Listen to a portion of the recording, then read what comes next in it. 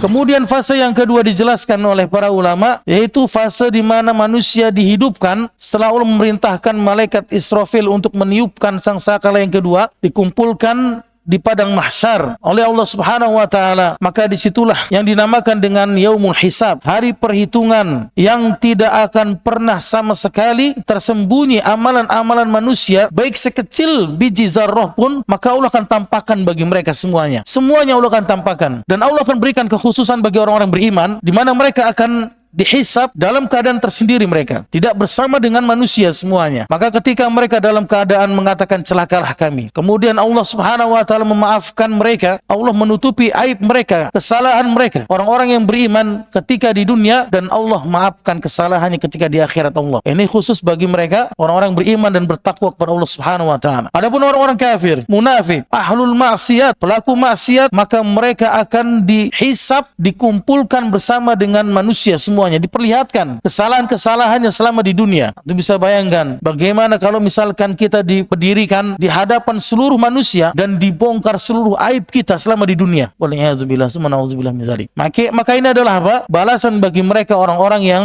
kufur, orang-orang yang ingkar kepada Allah, dan orang-orang yang mereka melakukan kemaksiatan kepada Allah Subhanahu wa taala. Kemudian fase yang ketiga adalah setelah mereka dihisab, maka mereka saatnya lah ditimbang, al-mizan, sebagaimana telah dijelaskan oleh Rasul sallallahu alaihi wasallam. Al-mizan memiliki dua timbangan telinga, kanan dan kiri, yang akan menimbang amal kebaikan dan amal keburukan setiap manusia. Tidak terkecuali sedikit pun pasti akan ditimbang oleh Allah Subhanahu wa taala. Ini menentukan apakah dia mendapatkan amalan kebaikan, kitab dari tangan kanannya, atau dia mendapatkan amalan kebaikan dari tangan kirinya. Waliyadzubillah. Faman saqulat mawazinuhu faulaika humul muflihun, kata Allah. Maka barang siapa yang timbangan berat, timbangan amal kebaikannya berat, maka mereka termasuk dari orang-orang yang beruntung. Faman khaffat mawazinuhu faulaika alladzina khasiru anfusahum, dan siapa saja yang timbangannya ringan, maka mereka adalah orang-orang yang merugi.